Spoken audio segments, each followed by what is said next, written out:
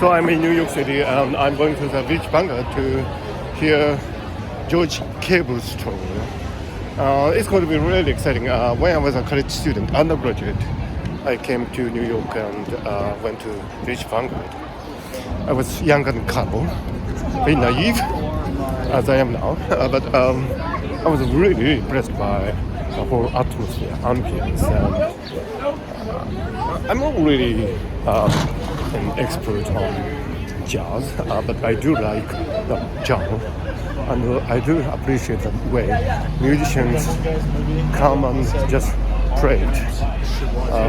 When I was there at the Beach Vanguard, I think, I don't quite recall, but there was a group of gentlemen, and they would play for a while, and they would just go to the bar, very relaxedly, and have a drink and chat among themselves, and then go back to playing again. The whole process of so natural, so spontaneous, so masterful, all these wonderful moments had a long-lasting impression on me. Of course, Tokyo has its own jazz club, and I have been to New Orleans and London and listened to the jazz there. And for me, the New York jazz scene seems to have something special. I don't know how to put it in words, but it's definitely there. So this really interesting mixture of cultural elements and New York as a crucible for a lot of wonderful people from the world and a lot of great cultures from around the world coming together here, and it's wonderful. So I'm really looking forward to listening to great jazz music again at the Village Vanguard. And when I'm recording, I cannot really have access to my Google Map, so I don't know where exactly it is, but it should be somewhere around here. This is my favorite part of New York, actually. So relaxed. Is it called West Village? I haven't been to New York for so many times, maybe 5, 6 times, 7 times maybe. But I always thought that New York is one of the most free-spirited cities in the world, and it's quite wonderful to be here. I think it's probably somewhere around here, isn't it? The Beach Vanguard? Not quite, maybe. I'm not quite sure.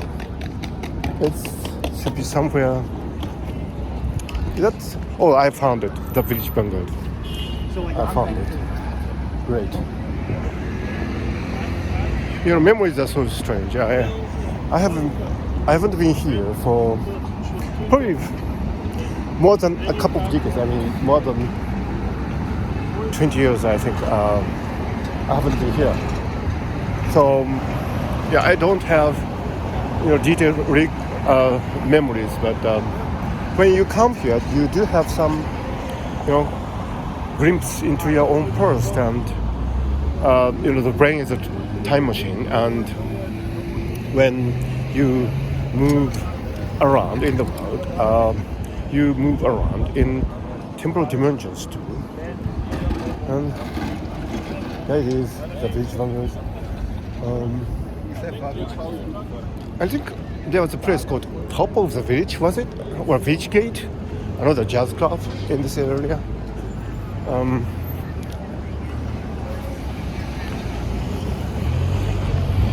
In my memory, visits to these places is kind of, remembered as something very special, something very cherishable in my life's memories, and so it's really great to have a repeat of that today at the Village Vanguard. And after listening to great jazz music, hopefully, if I'm not too drunk, I will review what I've heard. So here, Village Vanguard. Great place.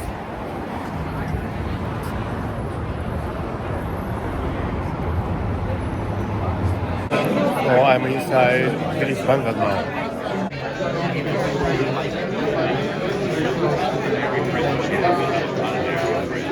Looking forward to the George Cable's real play. I got my beer as well. Great. It's full house.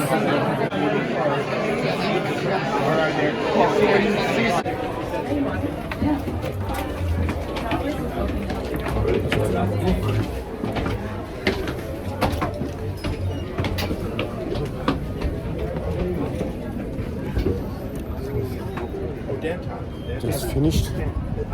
Wonderful. So I just finished listening to George Cable's story at the Village Vanguard in New York City. That was wonderful. I could sit back and relax and sit back and relax and enjoy it. And I think the greatest act of receiving a gift, because these people have been working on the music for such a long time. Their sophistication, the hard work, the love into it, all these things have helped me enjoy the music tonight. And these people, all of them, including myself, have been doing something during the day. Work, learn,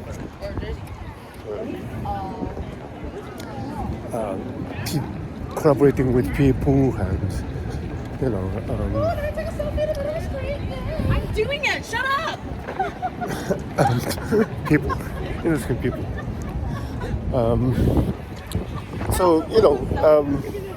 People have been doing what they need to do, and they came to the club and they listened to the George Cable's tutorial, and that's wonderful. That was beautiful. I mean, people giving what they can to each other. I think this is one of the most wonderful things that can happen in your life, and that's what happened today. So I'm kind of lost on my way. This way, I don't know. So that was wonderful, and jazz is part improvisation and part game. I think it's a very logically constructed game of music, and I can't figure out how they do it, but there's some ways to let each other improvise on the spot within a certain procession of chords, because otherwise it wouldn't make any sense.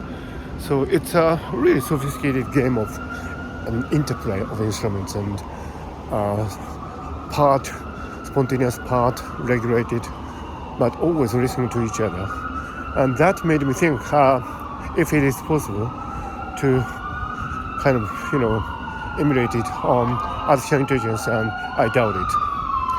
I think the difference between human music and artificial intelligence-based music is something very interesting, and that was something that I was thinking very hard, because this embodied music, there's music coming from these wonderful players, I think were something quite beyond artificial intelligence, and well, it's not really worth saying it almost. I mean,